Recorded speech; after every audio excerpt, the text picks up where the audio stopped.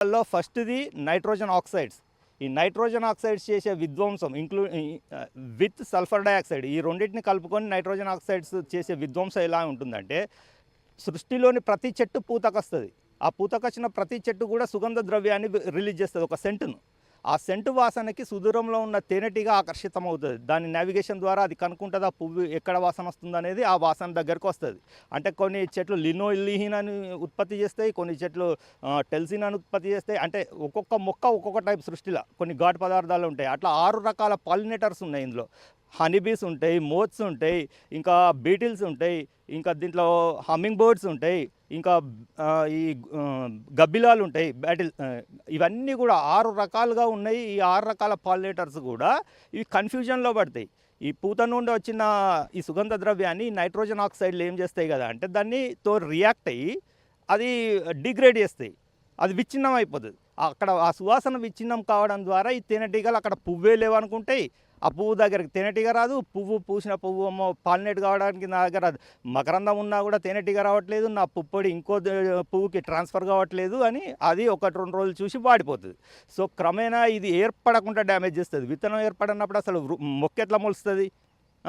మళ్ళీ పోనీ ఉన్న చెట్ల మీద కూడా దీంట్లో నుండి వచ్చే ఫ్లై యాష్ వస్తుంది. ఈ ఫ్లై యాష్ మొత్తం ఆకుల మీద పడి అది కిరణజన్య సంయోక్రియకు ప్రధాన ఆటంకంగా మారి చెట్లు క్రమేపీ వీక్ అయిపోయి అవి చనిపోతాయి. కొత్త చెట్టే ఉత్పత్తి కావట్లేదు, ఉన్న చెట్లను కూడా ఇది డ్యామేజ్ చేస్తే ఇక్కడ అటవీ సంపద మొత్తం పోతుంది. ఇక్కడ పాలినేటర్స్ అన్నీ కూడా వాటికి తిండి దొరకక అవి నశించిపోతాయి లేదా మైగ్రేట్ అయిపోతాయి దూర ప్రాంతాలకి. సో ఇక్కడ ఎక్కడ కూడా తేనె తిట్ట కనపడదు, తేనె ఉండదు. అది ప్రధాన ప్రాబ్లం. ఇది కూడా సేమ్ అగ్రికల్చర్ క్రాప్స్ మీద సేమ్ ఇదే ప్రిన్సిపల్ ఉంటుంది. అంటే పత్తే కావచ్చు, మిరపే కావచ్చు, వరే కావచ్చు, ఎట్లాంటి పంట తీసుకున్నా ప్రతి దాంట్లో pollination is the key role అన్నట్టు. సో ఇట్లా పంట దెబ్బతింటుంది. పంట దెబ్బతిన్న తర్వాత ఇలా మూడోది హైడ్రోజన్ సల్ఫైడ్. సో ఈ హైడ్రోజన్ సల్ఫైడ్ చేసేది ఏంటంటే, ఇది రాటన్ ఎగ్ స్మెల్, కుళ్ళిపోయిన కోడిగుడ్డు వాసన వచ్చే ఈ స్మెల్ ఒక 2 కిలోమీటర్ల పరిధిలో అసలు మన ఇంటికి చుట్టపోలు రారు. ఇప్పుడు జవహర్ నగర్లో నడుస్తున్నది అదే. మాకు విపరీతమైన వాసన వస్తుంది అని అంటారు. ఆ వాసనకు తట్టుకోలేనంతగా. సో ఒక ఇంటికి చుట్టపోలు రారు, ఇక్కడ లేబర్ పనిచేసే అవకాశం ఉండదు, పక్కపడే ఫీల్డ్లలో ఎవ్వరు కూడా రారు అన్నట్టు ఆ దరిద్ర వాసన. నివాస యోగ్యానికే ఉండదు, నివాసానికి ఉండదు. ఇక్కడ అగ్రికల్చర్ పరంగా ఎవరైనా లేబర్ రావాలి, డే అంతా పని చేయాలన్నా కూడా వాళ్ళు పని చేయలేరు. సో ఇది దాంతో వచ్చేది ఇది ప్రాబ్లం. ఇక ఈ సల్ఫర్ డయాక్సైడ్తో ఇంకొకటి ఉన్నది ఏంటంటే, అది మోతాదుకు మించి గాలిలో ఉన్నప్పుడు యాసిడ్ రైన్స్ క్రియేట్ చేస్తుంది.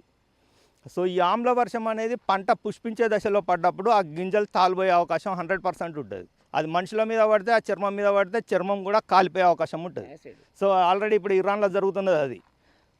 ఇది తర్వాత ఇక అత్యంత విషపూరితమైన పదార్థం డయాక్సిన్.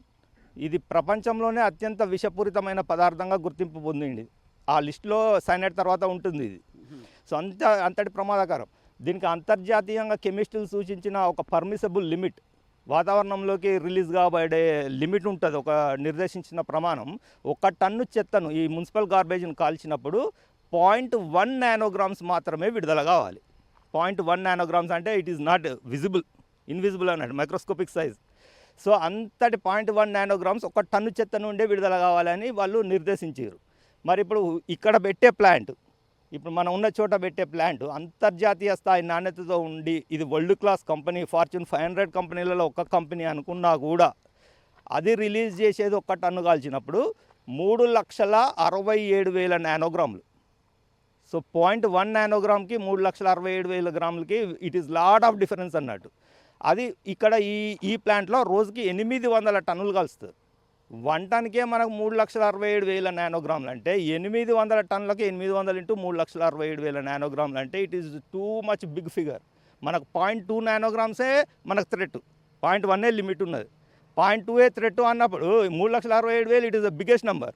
కాబట్టి ఈ డయాక్సిన్లు పోతే ఎట్లా హాని చేస్తాయంటే, భూమి మీద పడతాయి, గాలిలోకి ఎగిరినాయి భూమి మీద పడతాయి. భూమి మీద పడ్డప్పుడు అది భూమిని ఖాళీగా ఉంచవు.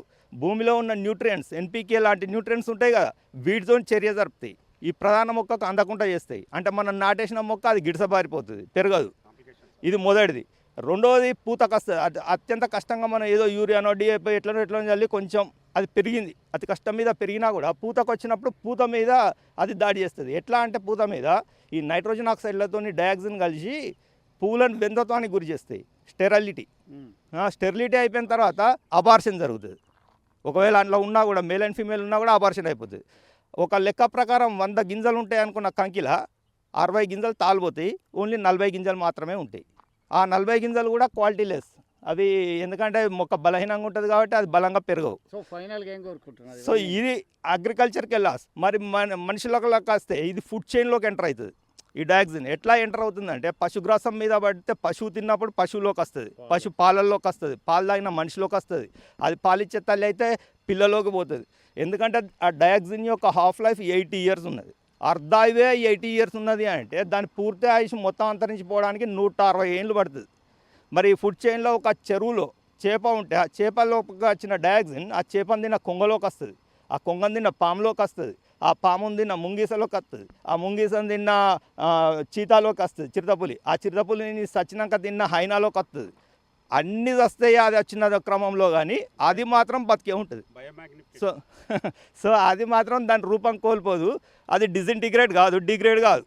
దాని హాఫ్ లైఫ్ 80 ఇయర్స్ ఉన్నదంటే ఒక్క నానో మాలిక్యూల్ హాఫ్ లైఫే 80 ఇయర్స్ ఉంటే రోజు కొన్ని లక్షల నానో మాలిక్యూల్స్ విడుదలవుతుంది ఈ డయాక్సిన్. మరి 365 రోజుల పాటు విడుదలైతే దేశవ్యాప్తంగా ఒక 20 కంపెనీలు ఉన్నాయన్నారు కదా, మొత్తం దేశమే క్లోజ్. దేశవ్యాప్తంగా ఒక 40 కంపెనీలు పెట్టి అన్ని లాభాలలో నడితే వాళ్ళు 365 రోజులు ఇంటూ 24 అవర్స్. ఇవాళ జవహర్ నగర్లో చూసుకుంటే ఓన్లీ సాయంత్రమే ఆపరేట్ చేస్తారు ఈ కంపెనీని. తెల్లార వరకు మళ్ళీ అంత సెంట్ స్ప్రే చేస్తారు, కథం ఇక అంత ఫేర్ చేస్తారు. కానీ ఇక్కడ 365 డేస్ అట్లా 24/7 నడిపేది ఉంటే దేశంలో ఒక 30 కంపెనీలు ఇట్లాంటి ఏర్పాటు చేస్తే మీరు విద్యుత్ ఉత్పత్తి చేసుకుంటా మంచిగా ఏసీ రూమ్లో ఉండొచ్చు, కానీ ఈ దేశం మొత్తం సర్వనాశనం అవుతుంది, ఏముండే. కాబట్టి ఏం చేస్తారు ఫైనల్గా డిమాండ్? కాబట్టి ఇక్కడే కాదు, ఈ దేశం మొత్తం మీద గవర్నమెంట్ తీసుకొస్తున్న వేస్ట్ టు ఎనర్జీ ప్రాజెక్టులో విద్యుత్ ఉత్పత్తి కాదు, మీరు వేస్ట్ని అంతా సెగ్రిగేట్ చేయాలి. ప్లాస్టిక్స్ని అన్నిటినీ కూడా సెగ్రిగేట్ చేసిన తర్వాత వాటిని బయోచార్కు ఉపయోగించండి, వాటిని రోడ్లు వేసడానికి ఉపయోగించండి, వాటిని సిమెంట్ కంపెనీలకు ఉపయోగించండి, ఇంకా మిగతా బ్రిక్స్ తయారు చేయండి, ఇంకా బయోచార్ ద్వారా సాయిల్ని ఫెర్టిలిటీకి వాడండి, లేకపోతే వర్మీ కంపోస్ట్ తయారు చేయండి. ఎక్కడ ఈ చెత్తను అక్కడనే చేసేయండి. కానీ ఆ చెత్తనంతా తీసుకొచ్చి ఒక్క దగ్గర పెట్టి విద్యుత్ ఉత్పత్తి మాత్రం దయచేసి ఈ దేశంలో చేయకండి. ఈ ప్రపంచ దేశాలు ఎప్పుడో మానేసినాయి, యూరోప్ దేశాలు వాళ్ళందరూ కూడా చక్కగా ఈ మెథడ్స్ అన్నింటినీ ఇంప్లిమెంట్ చేస్తుంటే జపాన్ని మీరు ఆదర్శంగా తీసుకోరి, మలేషియాని తీసుకోరి, యూరోప్ దేశాలు లగ్జంబర్గ్ ఎట్లా చేస్తుందో తీసుకోరి. అవన్నిటినీ తీసుకోకుండా మీరు ప్రైవేట్ కంపెనీలను ప్రోత్సహించడానికి విద్యుత్ ప్రాజెక్టుల జోలికి ఎందుకు పోతారు? మీరు సోలార్ పవర్ పెట్టుకుంటే 2 రూపీస్ పర్ యూనిట్ పడంగా మీరు ఇదే ప్లేస్లో సోలార్ పవర్ని పెట్టండి.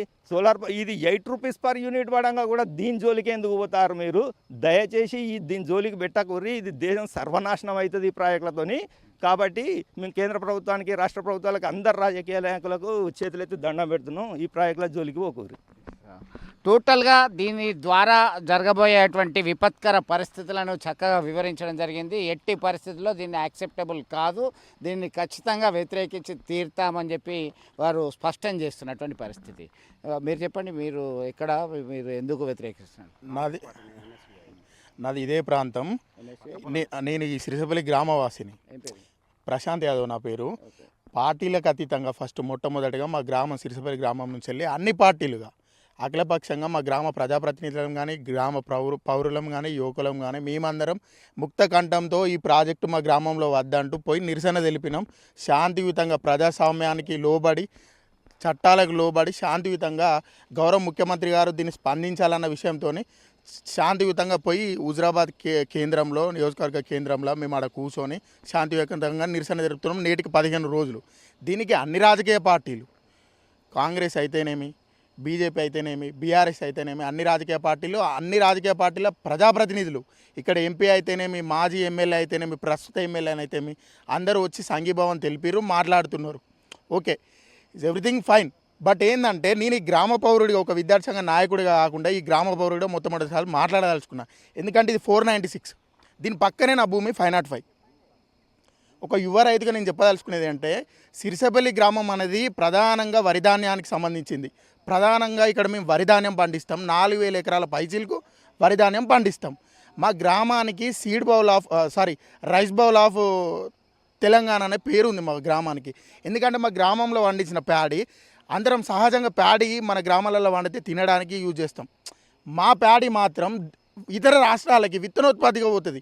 అంటే మేమే భూమ పెట్టడానికి వేరే రాష్ట్రాల్లో అక్కడ ప్యాడీ ఎక్స్పోజ్ కానికి విత్తనోత్పత్తికి మా గ్రామం అంత తోడ్పడుతుంది. దేశానికి వెనుముక లాంటిది మా గ్రామం. ఇక్కడ ఇంతకుముందు మేధావులు పరిశోధకులు చెప్పినట్టు ఇక్కడ హైబ్రిడ్ సీడ్ కానీ ప్యాడీ కానీ ఎంత ఎంత ఎంత చక్కని పండే వాతావరణం ఉన్నది. ఇక్కడ మీరు చూసినట్టయితే ఇదంతా మా గ్రామ పరిధి. మా గ్రామం కానీ ఇక్కడ ఉన్న సింగపూర్ కానీ ఇక్కడ ఉన్న కొత్తపల్లి సిరిసపల్లి ఈ గ్రామాల మీదుగా ఇప్పుడు మీరు చూసిన బైపాస్. ఫైనల్ ఏంటి మీ డిమాండ్? మా డిమాండ్ ఏంటంటే ఇప్పుడు ఇక్కడ బైపాస్ పోయింది. ఇట్లా బైపాస్ పోయినప్పుడు మా భూములనే మేము కోల్పోయినాం. సరే ఏదేమైనా కోల్పోయినాం, ఒక అభివృద్ధికి మేము అండగా నిలిచినాం. మా గ్రామాలను ఇచ్చి ప్రభుత్వానికి సహకరించి కేంద్ర రాష్ట్ర ప్రభుత్వాలకు సహకరించి మా గ్రామాలను ఇచ్చినాం, అండగా ఉన్నాం. ఇక్కడ మా గ్రామానికి సంబంధించిన గుట్ట ఇది. దీనిని పాండవుల గట్ట అంటారు, దీన్ని పంగల గట్ట అంటారు, దీన్ని గుడ్డెలుగులో బోట అంటారు, దాన్ని చింతబోట అంటారు. అంటే ఇక్కడ వీటికి ఉన్న పేర్లను చూస్తేనే మీకు అర్థమవుతుంది ఇవి ప్రకృతికి ఎంత దగ్గరగా ఉన్నాయని. ఇక్కడ వన్యప్రాణులు ఉంటాయి. ఇప్పుడు చూడండి ఇక్కడ మట్టి ఇదంతా తీసారు మా గ్రామానికి సంబంధించింది. మా గ్రామానికి సంబంధించిన స్టోనే ఇక్కడ మొత్తం రా మెటీరియల్గా ఇక్కడ మట్టి కానీ ఇక్కడ ఉన్న స్టోన్ కానీ ఈ కేంద్ర రాష్ట్ర ప్రభుత్వాలకు సహకరించి మేము ఇక్కడ ఉన్నటువంటి ఈ మా రా మెటీరియల్ని ఇచ్చినాం. ఇదే మా గ్రామాన్ని, ఇక్కడున్న మా గ్రామాన్ని ఇక్కడనే ఈ ప్రాజెక్టు తీసుకొచ్చి ఇక్కడున్న రైతులని కానీ ఇక్కడున్న అన్ని వర్గాల ప్రజల నోట్ల మనుగొట్టే ప్రయత్నం చేయొద్దని వ్యతిరేకిస్తున్నాం. సంపూర్ణంగా ఈ అఖిలపక్షానికి మద్దతు తెలుపుతున్నాం.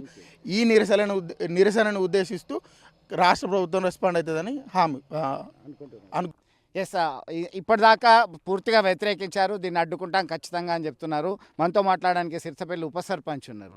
మీరు చెప్పండి, ఎందుకు ప్రధానంగా అభ్యంతరం వ్యక్తం చేస్తున్నారు? వార్డు మెంబర్లు ఇద్దరు వచ్చారు, ఉప సర్పంచ్ వచ్చారు, సర్పంచ్ భర్త వచ్చారు, ఇప్పటికీ మాట్లాడారు. వేస్ట్ టు ఎనర్జీ ప్లాంట్ దీనివల్ల మా సిరిసపల్లి గ్రామం దీని పక్క పొంటి 1 కిలోమీటర్న్నర 2 కిలోమీటర్లే ఉన్నది. మాకు ఈ వేస్ట్ టు ఎనర్జీ ప్లాంట్ వల్ల మాకు మంచిగా పచ్చడి పొలాలు ఉన్నాయి. మీ పక్కకు ఒకసారి చూడండి, అటు పోతే మొత్తం పచ్చడి పొలాలు. ఆ పొలాల మధ్యలో ఇది వేస్ట్ టు ఎనర్జీ ప్లాంట్ అంటే మేము ఎంత, మా ఊరికి ఎంత కావాలి, మేము ఎంత ఖరాబ్ అయిపోవాలి, మా ఆరోగ్యాలు ఏం కావాలి, మా పిల్లలు ఏం కావాలి, భావి భవిష్యత్తు ఉన్న పిల్లలు ఏం కావాలి. ఒకప్పుడు మా సిరిసపల్లి అంటే ప్యాడీలో నెంబర్ 1, పచ్చడి పంటలలో నెంబర్ 1. ఇప్పుడు చూడండి, మాకు ఇప్పుడు వచ్చే వరి కోతలు మొత్తం మా సీడ్ వల్ల మాకు దాదాపు యూపీ, బెంగాల్, తమిళనాడు అంతటికి మొత్తం ఆల్రెడీ విత్తనాలు వెళ్ళిపోతాయి. వాళ్ళేమో పెడతా అంటున్నారు, మీరేమంటారు? మేము 100% వ్యతిరేకిస్తున్నాం. ఇది ఇక్కడ కాదండి, ఖచ్చితంగా మేము సీఎం రేవంత్ రెడ్డి గారికి, ఇక్కడ జిల్లా ఇన్ఛార్జ్ మంత్రులందరికీ చెప్తున్నాం, దయచేసి ఇక్కడ ప్రజలు నివసించే ప్రాంతంలో కాకుండా ఎక్కడన్నా సరే వేస్ట్ టు ఎనర్జీ ప్లాంట్ మేము డంప్ యార్డుకు వ్యతిరేకం కాదండి. కాకపోతే ఎక్కడన్నా ఫారెస్ట్ ఏరియాలో ఎక్కడన్నా ఏ ఊరైనా ఊరే, ఎవరైనా మనుషులే, అందరం మనుషులమే, అందరం మంచిగా ఉండాలి, అందులో మనం కూడా ఉండాలి. కాకపోతే ఈ ప్లాంట్ను ఎక్కడన్నా తీసి ఎక్కడన్నా అడవి ప్రాంతమైన అక్కడ చూసి ఆడికి మార్చాలని మా యొక్క వినయం. కాకపోతే ఏమన్నా కొంచెం వెహికల్స్ డీజిల్ ఎక్కువ అవుతుంది కావచ్చు, ఆ డీజిల్ మనుషుల ప్రాణాల కన్నా అయితే మాత్రం ఏది ఎక్కువ కాదు కదా. అందుకే మేము చెప్తున్నాం కదా, ఇక్కడ నుంచి ఖచ్చితంగా ఈ స్థలాన్ని మార్పిడి చేసి వేరే స్థలం దగ్గరికి తీసుకెళ్ళాలి. కరెక్టే. మళ్ళొకటి వేస్ట్ టు ఎనర్జీ ప్లాంట్ మన దేశంలో దాదాపు 20 ఉన్నట్టున్నాయి. అందులో 10 మూతపడ్డాయి ఆల్రెడీ. ఈ 10లో ఇప్పుడు నడుస్తుంటే ఆ 10లో కూడా ఒక 6 ఇప్పుడు ఆల్రెడీ మొత్తం ఇవే దీక్షలు ధర్నాల వల్ల 6 ఆగిపోయినాయి. ఇంకా 4 ఉన్నాయి, ఆ 4 కూడా త్వరలో ఆగిపోతున్నాయి. ఇవన్నీ వేస్ట్ అండి, ఇవన్నీ వేస్ట్. ఇవన్నీ మనుషులకు హాని కలిగించేది కాకుండా ఇంత మంచిగా రోడ్ ఉంది. మేము ఏమనుకున్నాం, మా ఊరి ప్రజలు ఏమనుకున్నాం అంటే మంచిగా మా ఊరికి రింగ్ రోడ్ వచ్చింది, మాకు మంచిగా మా పిల్లలకు కానీ మా భవిష్యత్తులో ఉన్న పిల్లలందరికీ ఇక్కడ మంచి ఎక్కడైనా ఫ్యాక్టరీసో లేకపోతే ఏమన్నా హాస్పిటల్సో ఏమన్నా కాలేజెసో ఏమన్నా ఇంజనీరింగ్ కాలేజ్ వస్తే మా పిల్లలకు మంచిగా ఉంటుంది కావచ్చు, మాకు కూడా మా ఊరికి అన్ని తీరాలు బాగుంటుంది కావచ్చు అనుకున్నాం. మేము కూడా అదే ఏదైనా షాపింగ్ కాంప్లెక్స్లో వచ్చినా కూడా బాగుంటుంది అనుకొని మేము చాలా ఇప్పుడు 100% వ్యతిరేకిస్తున్నాం. 100% పెడతా అంటే మేము మొత్తం మా విలేజ్తో పాటు చుట్టుపక్కల ఉన్న విలేజ్లు అన్నీ మొత్తమే ఇక్కడే వచ్చి మేము ఈయనే పడుకుంటాం. అయితే మా ప్రాణం పోవుడా సరే, మా ప్రాణం పోయినాక మా శవాల మీద వాళ్ళు నిర్మించుకోమని చెప్తాను. మొత్తానికి తీవ్ర ఆగ్రహ వేషాలు వ్యక్తం చేస్తున్నారు. ఖచ్చితంగా దీన్ని అడ్డుకొని తీరుతామని చెప్పేసి ఘంటాపదంగా చెప్తూ స్పష్టం చేస్తున్నటువంటి పరిస్థితి. తీవ్ర నష్టం వస్తుందని ఆవేదన వ్యక్తం చేస్తున్నారు. మీరేమంటారు? నిజంగా ఇది వేస్ట్ ఎనర్జీ ప్లాంటు ఇక్కడ నిర్మించడం వల్ల గాలి, నీరు, రేపు భావి తరాలు ఇలాంటిగా జీవించలేని పశువులు ప్లస్ ఇక్కడ ఉన్నటువంటి జీవరాశులు ఈ పొల్యూషన్ వల్ల ఎంత నష్టం జరగాలో అంత నష్టం జరుగుతుంది. దీనివల్ల ప్రజలే కాకుండా పాడి, పశువు, గొడ్డు, గోద ప్రతి దానికి కూడా ఇక్కడ దీనివల్ల ఎలాంటి అంటే రేపు ఏ హాస్పిటల్కి పోయినా తగ్గలేనటువంటి వ్యాధులు సంక్రమిస్తాయి. రేపు జనం అనేది జీవించలేని పరిస్థితి ఉన్నది ఇక్కడ. కాబట్టి ఇది తప్ప ఇండస్ట్రియల్ తీసుకొస్తే రేపటి తరానికి, మాకే కాకుండా రేపటి తరానికి, భావి భవిష్యత్ తరాలకు ఇక్కడ ఒక ఇండస్ట్రియల్ ఏర్పాటు చేస్తే దానివల్ల ఉపాధి పొందుతుంది. కానీ దీనివల్ల ఉపాధి పొందడం కాకుండా ప్రాణ నష్టం జరుగుతుంది. మెయిన్ రేపు ఏం చేసినా కూడా ఈ డంప్ యార్డ్ను ప్రత్యేకంగా మేము ఇక్కడ ఉండి ఈ చుట్టుపక్కల 20 గ్రామాలకు నష్టం జరుగుతుంది. ఒకటే కాదు, ఈ ఒక్క మా సిరిసపల్లికే కాకుండా చుట్టుపక్కల ఉన్నటువంటి 20 గ్రామాలకు 20 కిలోమీటర్లు 30 కిలోమీటర్ల పరిధి వరకు ఈ రేడియేషన్ అనేది, ఈ భూగర్భ జలాలు అనేటివి, పాడి పంటలు అనేటివి ప్రత్యేకంగా నష్టపోతున్నాం, మీరు ఖచ్చితంగా వ్యతిరేకిస్తున్నాం. మొత్తానికి చాలా కేవలం సిరిసిపల్లి గ్రామానికే కాదు, ఈ పరిసర ప్రాంతాల్లోని దాదాపు 30 గ్రామాలకి ఇదే రకంగా హానికరమైనటువంటి పొల్యూషన్ వస్తుంది. గాలి, దట్ ఈజ్ వాయు కాలుష్యం, నీరు కాలుష్యం, శబ్ద కాలుష్యం, ఇలాంటి కాలుష్యాలతోని మేము ఉండలేకపోతాము, ఖచ్చితంగా అడ్డుకుంటామంటున్నారు. మీరు చెప్పండి.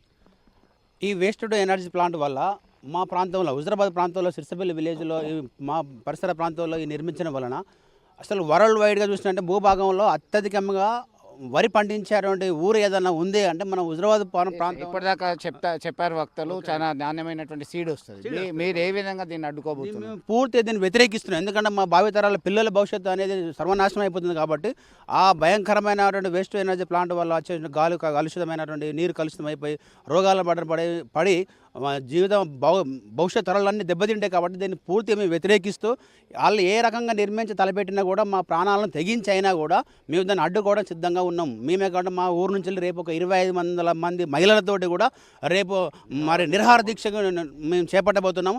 మా గౌరవ ఎమ్మెల్యే గారి ద్వారా మేము నిరహార దీక్షలో 2500 మంది మహిళలతోటి రేపు దీన్ని అడ్డుకోవడానికి డంపింగ్ యార్డ్ వ్యతిరేక నిరసనలో భాగంగా, నిరహార దీక్షలో భాగంగా మేము అందరం రేపు చేపట్టి దీన్ని ఎంత దూరమైన ప్రభుత్వము దిగి వచ్చి ఈ నిర్మాణాన్ని మేము నిలిపివేస్తున్నాము, మేము విరమించుకుంటామని ప్రకటన వచ్చేంత వరకు మా పోరాటము కొనసాగిస్తూ ఉంటాం. దాన్ని మా ప్రాణాలకైనా తెగించి ఈ పోరాటం కొనసాగింపజేసి దీన్ని అడ్డుకోవడానికి మేము సిద్ధంగా ఉన్నాం. రెండోది, ప్రభుత్వం నుంచి, కేంద్ర ప్రభుత్వం అయినా రాష్ట్ర ప్రభుత్వం నుంచి విరమించుకుని మాకు హామీ ఇచ్చేంత వరకు మాత్రం మా ప్రాంతం నుంచి వెళ్ళి మా 20 గ్రామాల నుంచి ప్రజలందరం కలిసి ముక్కుమ్మడిగా ఆందోళన చేస్తూ నిరసన వ్యక్తం చేస్తూ మేము నిరాహార దీక్షలో పాల్గొంటున్నాం. కాబట్టి పూర్తి దీన్ని వ్యతిరేకిస్తున్నాం. వేలాది రకాల మొక్కలు, ఔషధ మొక్కలు అనేక రకాలు ఉన్నాయి. వందలాది రకాలుగా వన్యప్రాణులు ఉన్నాయి. నాణ్యమైనటువంటి విత్తన ఉత్పత్తి కేంద్రాలుగా విరాజిల్లుతున్నాయి ఈ గ్రామీణ ప్రాంతాలు. ఇవన్నీ కూడా కలుషితమవుతున్నాయి. గొడ్డు గోద మనుషులు అన్ని ప్రాణాలకి ప్రమాదకరమైనటువంటి పరిస్థితిలో ఉన్నప్పుడు వేస్ట్ టు ఎనర్జీ ఎవరిని ఉద్ధరించడానికి ఇది చేపడతారు. ఖచ్చితంగా దీన్ని వ్యతిరేకిస్తాం, అడ్డుకుంటాం. ఎవరికి హాని జరగకుండా ఇతర సుదూర ప్రాంతానికి తరలించాల్సిందే, లేదంటే మా పోరాటం సుదీర్ఘ కాలం వరకు కొనసాగుతుంది. ఇప్పటికే నేషనల్ హైవే కోసం మేము జాగాలని, మా స్థలాలని త్యాగం చేశాం. మాకు కొద్దిగా బెనిఫిట్ అవుతుంది అనుకుంటే వ్యవసాయ పంట అంతా కూడా దెబ్బతింటుంది. ఖచ్చితంగా అనేక రకాల ఇబ్బందులు వస్తున్నాయి. కాబట్టి దీన్ని విరమించేంత వరకు పోరాటం తప్పదు అని హెచ్చరికలు జారీ చేస్తున్నటువంటి పరిస్థితి. వీడియో జర్నలిస్ట్ సుమంత్తో కలిసి చంద్రశేఖర్, RTV, సిరిసపల్లి గ్రామం నుంచి.